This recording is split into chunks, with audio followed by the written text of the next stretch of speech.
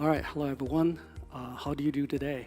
𝗝𝘗𝘗𝘕 𝗙𝘐𝘚𝘐𝘕 So today I'm going to give a talk, improving interoperability through hybrid rollup. And this is inspired actually by the city of Prague. So let's begin. A little bit about me. So my name is Guo Ming. So Ming is my first name, although in my own language it's the second name, although we don't call it like that. So I was born in northern China, but I spent my childhood in a city called Chengdu. So the picture here is actually, I went back a couple years to visit my childhood place.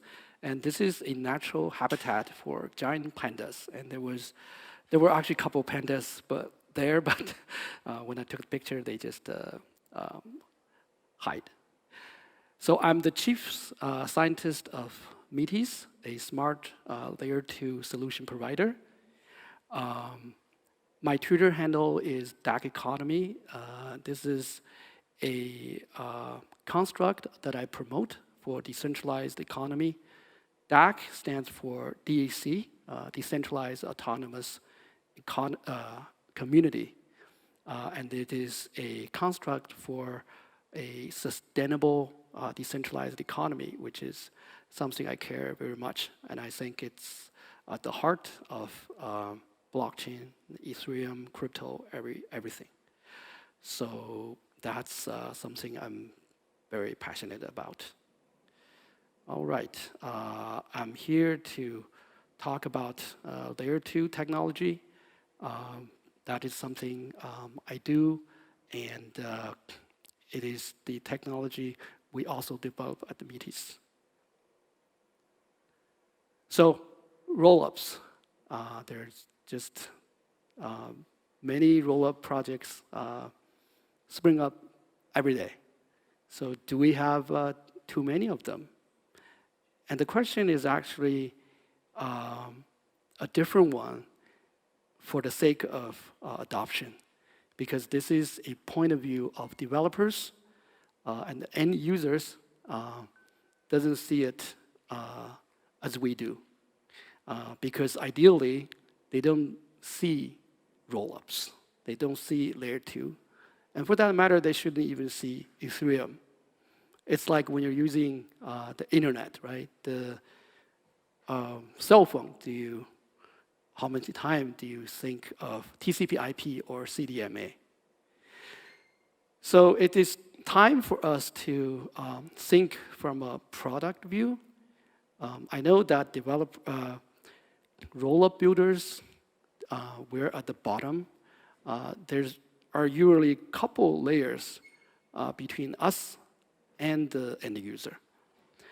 There are middleware developers and app developers, and they're the ones who have to deal with all this chaos. So to make things easier, we should think of the middleware developers and app developers. What do they see? What do they think when dealing with users? I think an inspiration that by visiting this great city, is think of a city, right? The city is a perfect union between function and community. A city was built to merge different, sometimes competing communities, right? For cities, there's never a problem of compatibility. That's something prevalent in software development. But cities think in a different way.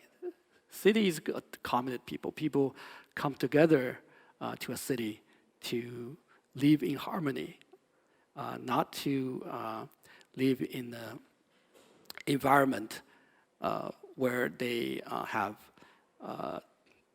disagreement and conflict, right? There are conflicts, but they resolve them by living together. So what can we learn from a city, from a software developer or like Rollup developers' point of view. This is important, especially for Rollup, because we're a decentralized software ecosystem. It's different than traditional software development. The keyword here is interoperability, which means that different functions work together. You can switch out parts, you can shift them, and they just work like a city, right? A city has many parts, many districts, and people can just go to different parts of the city, different shops, different places, and that's how a city thrives and how it functions. So we can definitely take a page from how cities are planned in the first place. And city planning and software development have many similarities.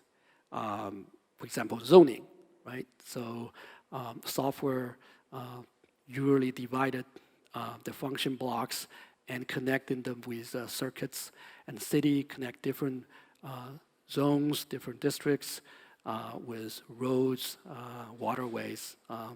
So there's a similarity there, and we can probably take a page in try to fit everything together in an interoperable way. So what are the problems facing Rollup design and what we can learn from city planning? So let's see some of the criteria. I call them the matrix. So in a city space, right, there's these universal factors: cost, time, and task. And in Rollup space, yeah, we're also being constrained by these factors. So for cost, in the city, there's living, right? Living cost is a major issue when people are living in the city. If you've been to any big cities, you know, right? Some parts are expensive, so some parts are cheaper, but further away from where you work, right? Also time, right? For you to commute in the city. Sometimes you live cheaper, but in a further place. And also tasks. Tasks are the life that you live, right? For work, for leisure, those are important because you live in the city, not just to stand idle, right? You do things, you complete tasks. And it's the same for Rollup space as well. So the cost is, of course, mostly transaction fees. Time, we have important ones: confirmation time, finality. Those outside of Rollup space, don't really understand what they are, but they're important for you to design the software. And tasks, we have very distinct but important categories. For example, withdrawal, right? Withdraw some funds. And also, most of the tasks that are not these type deposit, but they're also important. So I'll talk about it. Now we come to what I'm here to talk about: interoperability in action. This is what we call hybrid rollup. Hybrid Rollup creates the best of all worlds. By worlds, I mean optimistic Rollup and 𝘚𝘐𝘚𝘐𝘕 Rollup. They have different characteristics which are important for software infrastructure developers, middleware developers, and app developers. But what we should do is that we shield users from all this view, right? They shouldn't be able to tell what rollup they're using. If they have to know that, that's a failed design. So hybrid rollup marries optimistic rollup and 𝘚𝘐𝘚𝘐𝘕 rollup through interoperability design. And hybrid rollup is a result of a careful product-centric design. Because otherwise we could just use two, right? If we feel like a hybrid rollup, we can use hybrid rollup. Otherwise, 𝘚𝘐𝘚𝘐𝘕 rollup. So hybrid rollup is a product-centric view design. which is important as we have so many solutions out there. So hybrid rollup serves diverse users, bringing harmony like a city of conflicting user cases. Just like a functional city, right? A booming, sometimes chaotic, but prosperous functioning city. So we continue of doing the musing on what we can learn from city planning. So the challenges in this space, the rollup space, what are the challenges? So optimistic rollup have this 7-day fraud-proof window. This is enough for now, but consider, right now we're probably in a very bearish, very down market. Consider in 3 or 6 months, right? We have the coming boom of layer 2, right? Layer 2 boom, roll-up boom.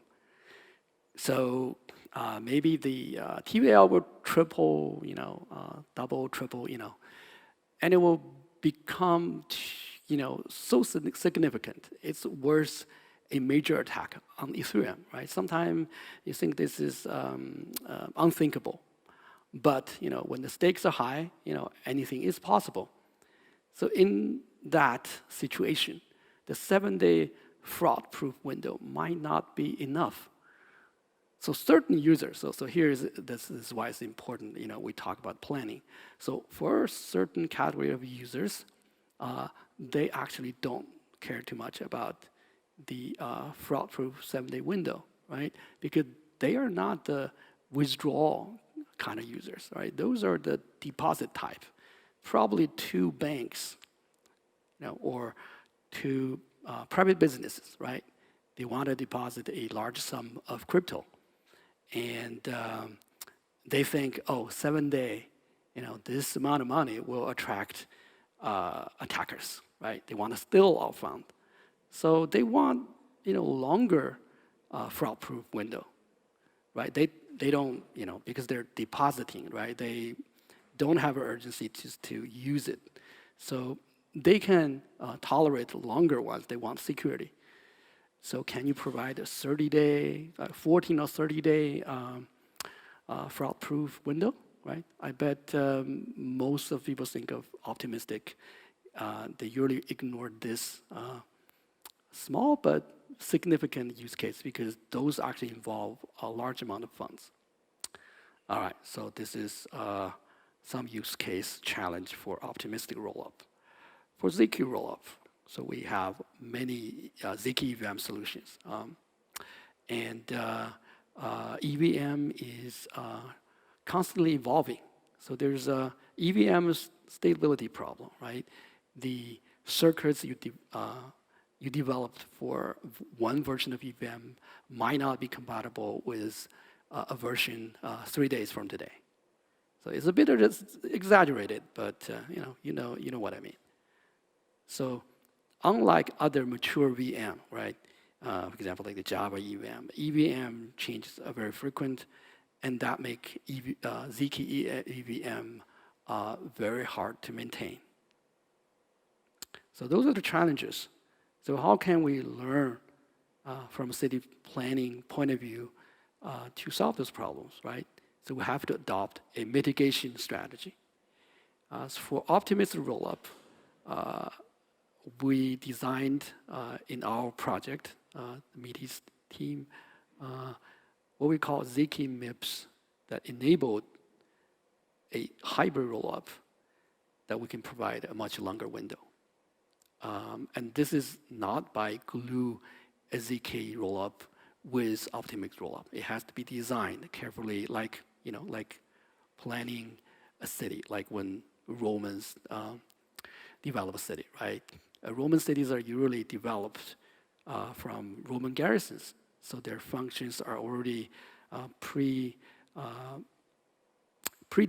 and pre-planned, and based on this initial setup, and city was developed this way. So this is how all these big cities started. Okay, so for 𝘔𝘐𝘚𝘐𝘕 rollup, to solve the EVM stability problem, we adopted MIPS instruction set. So this is a very stable instruction set. It's not like the EVM. Also, they set on different planes of software, hardware stack. All EVMs are VMs. They're software stack. And MIPS actually are CPU instruction sets. So they're much lower, much stabler. All right. So how does hybrid rollup work in a city planning kind of way, not just kind of roll them together in an arbitrary way? So we basically embed a 𝘔𝘐 solution, 𝘔𝘐 MIPS, inside an optimistic rollup. So this is still stars. So when you use the hybrid rollup, it still start as a optimistic rollup, right? So transactions, according to the use case, will go at first optimistic way. So there will be a rollup to layer 1, right? As was just a pure optimistic rollup. But most of the use cases that fall in the middle, right? They want fast withdrawal, and they don't want to pay a lot of gas fee. Those can probably be utilized, be solved by a 𝘔𝘐 solution, 𝘔𝘐 rollup solution. In our case, it's 𝘔𝘐 MIPS. These users will want low gas fee and also a moderate, moderate confirmation and finality time. Those are not, we say they're instant, but they're actually not instant. Sometimes it takes an hour or a half, depending on your hardware, right? So this suits certain users.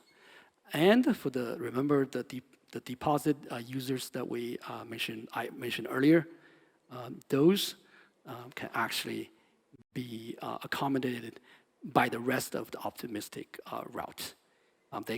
We can give them 15, 30 days of fraud-proof window. So this is the hybrid rollup that suits a lot of users, a broad spectrum of users. And from product point of view, most of the app developers, middleware developers, don't need to think which rollup to pick to use, right? They just pick hybrid rollup. Because hybrid rollup, by careful planning and design, solve the problem that different spectrums of user face. Okay, I guess that's my talk. Right. Are there any questions? Thank you. Okay, thank you. Oh, it moves. Yeah, well, this is a little bit about what I mentioned, the 𝘔𝘐 MIPS. So 𝘔𝘐 MIPS is our 𝘔𝘐 rollup solution. It's very unique. That basically the devs, you don't need to know anything about 𝘔𝘐. So that's you can't dodge bullets, but we do it for you, right? I'm telling you, when we're ready, you won't have to. So stay tuned for 𝘔𝘐 MIPS. See you guys in Paris.